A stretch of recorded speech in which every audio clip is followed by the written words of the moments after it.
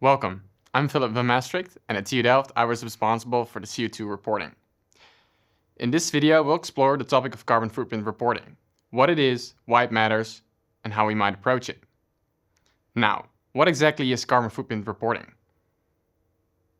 A carbon footprint report states the total greenhouse gas emissions caused by activities of or on behalf of an organization, and is expressed in CO2 equivalents. These emissions cover all activities of the organization, from its buildings and vehicles to the goods and services it purchases and sells. This makes the carbon footprint report a disclosure of how an organization's operation contribute to climate change. Measuring the carbon footprint of an organization is an important ingredient for effective climate action and management. There are several reasons why measuring an organization's footprint is helpful. The first reason is that it helps identify the main drivers. A footprint analysis shows which activities or processes are responsible for the largest share of emissions. This allows organizations to pinpoint hotspots, for example energy use or business travel, and prioritize those areas for reduction efforts. A second reason is that it can inform the setting of future targets. By understanding current emissions, organizations can set informed reduction goals, such as aiming for carbon neutrality, and develop strategies to achieve them. A third reason is that it provides tracking and accountability. Regular carbon footprint assessments allow organizations to monitor progress over time and demonstrate accountability. They also build trust with stakeholders by showing how the organization is working to reach its targets and reduce its climate impact. In sum, it's difficult to manage what you don't know. Measurements inform an organization's climate action plan, helping it to manage, achieve, and communicate its environmental performance.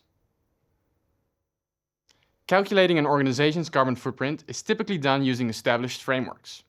For greenhouse gas accounting, the most widely used standard is the Greenhouse Gas Protocol, which divides emissions into three categories, or also called scopes. First, Scope 1. Those are the direct greenhouse gas emissions from sources owned or controlled by the organization. This includes on-site fuel combustion and company-owned vehicles or equipment. For example, a university's emissions from burning gas in campus boilers would fall under Scope 1. Second, Scope 2. Indirect emissions from the regeneration of purchased energy, such as electricity, steam, heating, or cooling, that the organization consumes. These emissions occur at the power plant or external facility, but they are attributable to the organization's energy use. And finally, Scope 3.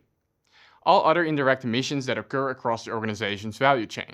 Scope 3 is broad, including upstream activities such as production of purchased materials, supplier emissions, business travel, and employee commuting, as well as downstream activities like the use of sold products. Defining boundaries is an important step before moving on to data and calculation. Organizations must decide and later communicate what is included in the footprint. Typically, this is framed in one of two ways. From an operational control perspective, which includes emissions from facilities and activities the organization operates, or from an equity share perspective, which includes emissions in proportion to the organization's ownership. In current calculation practices, organizations include all Scope 1 and Scope 2 emissions, and as much of Scope 3 as possible. A Scope 1 and 2 calculation can be done on a physical activity basis, if data is available. For example, liters of fuel burned or kilowatt hours of electricity consumed, multiplied by the appropriate emission factors. Collecting data for Scope 3 emissions is often more challenging, since it extends into upstream and downstream supply chain activities. When specific data is missing, financial expenditures can be used as a proxy.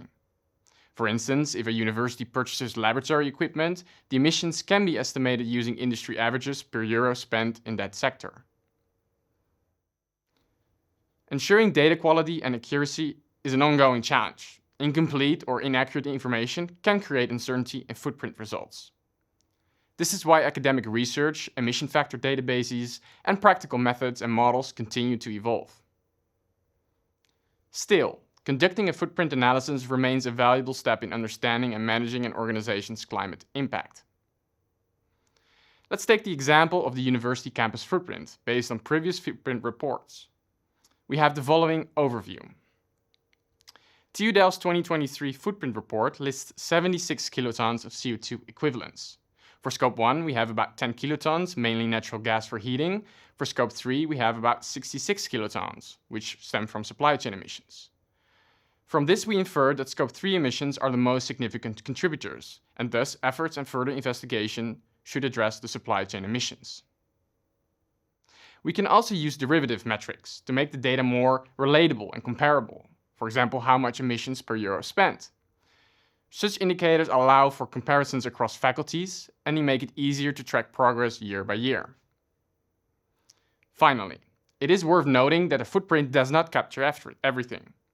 Other aspects, like stakeholder awareness, research contributions, or engagement with sustainability initiatives, are important but do not show up in the emissions data. What are the takeaways from our CO2 reporting work? Well, knowing your organizational footprint helps finding main drivers, setting credible targets, and track progress. Second is to focus where it matters. Interpret the footprint as a work in progress, not as fixed absolutes. Even if not all information is perfect, relative performance can still indicate progress.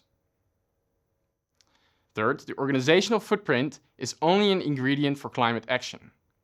Stakeholder awareness, research contributions, or engagement with sustainability initiatives can be as important. Hopefully, this topic gave you a better idea about carbon footprint reporting is, why it matters, and how we might approach it.